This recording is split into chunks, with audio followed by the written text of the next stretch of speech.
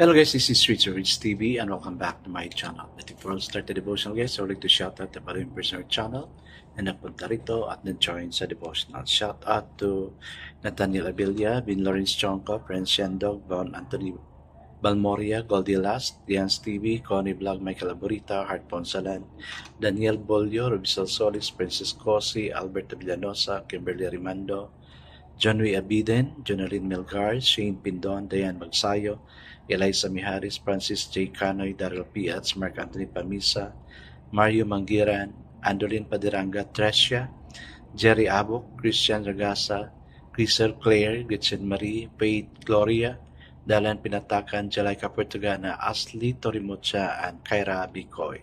Shout out na rin sa mga hindi nakisabay na manood sa devotional but still napunta pa rin dito para manood at makinig sa devotional.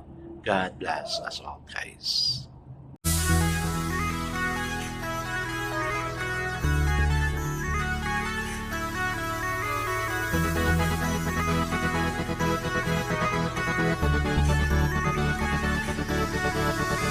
Rich TV, when you heard it, number one is on the top. Good advice is will never stop. Rich TV, when you heard it, number one is on the top. Good advice is will never stop. Hello guys, ang bilis ng panahon, no?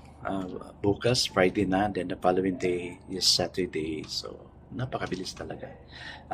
We're counting on 1 month na lang talaga para mag-graduation. No? Malapit na talaga. 1 month, mahigit na lang. I guess let's now proceed to our devotional. Let's open the Bible to Luke chapter 9, verses 54 to 56. Still guys, I'm using the devotional study Bible because the words used is so simplified na maintindihan talaga natin. Okay, the word of the Lord in Luke chapter 9, verses 54 to 56 says, when the disciples James and John saw this, they asked, Lord, do you want us to call fire down from heaven to destroy them? But Jesus turned and rebuked them, and they went to another village. Amen and amen. Yes, let's now pray. Father God, minsan kami ganyan din, Lord God. Especially if we're so angry with somebody. As if we are asking a curse, a power from you to curse the people na nang aapi sa amin, God, or nang lalamang sa amin. Yes, Lord, forgive us for doing so. Tao lang naggagalit. I do not know. It's not really good, O God. Kami ang gaganti because vengeance is yours and not ours, O Lord God. Lord, as we continue to have this devotional, I pray God for your leading. Open up our heart, mind, body, soul, and spirit, that we may know what to do, O Lord God. Especially when commitments are are closed, O Lord God. Lord, I pray, bless us all, O God. In Jesus' name, I pray. Amen and amen. The focus verse for this evening, guys, is found in Luke chapter 9, verse 56. It says, they went to another village. So, the title of the devotion for this evening, guys, is the confirmation of closed door. There's a profound truth in the scripture we read yesterday that one further thoughts. Note verse 53. After Jesus set his face like flint to go to Jerusalem, a Samaritan village did not receive him. God closed other doors in affirmation of the fact that Jesus had committed himself to go through the door of his ordained destiny. It was as if God ratified the decision to go to Jerusalem. The Master got greater works to do than ministering to one village. His task now was to save the world. God opens and closes doors. A closed door can come another open doors. When we commit ourselves to do the will of the Lord, He slumps other distracting, lesser door to assure us that we have made the right decision. The task of a committed Christian is to walk through the open doors and not try to beat down the closed doors. There are times when it is clear that we should move on to the next step of God's strategy. Amen. Nangyari sa akin to, guys, no?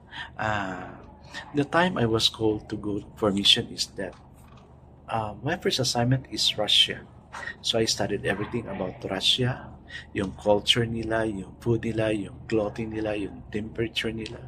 I really studied in order for me to become ready for the open door. But yet suddenly the door was closed and I was sent to the Netherlands. There in the Netherlands, of course, I stayed there for long. I studied everything. Naka-adjust na ako sa Netherlands. Then, bigla na lang, the door was again closed and I was sent back to the Philippines sa Asia. No? So, di natin alam yung ways ni Lord talaga. No? Kahapon, we talk about Jerusalem.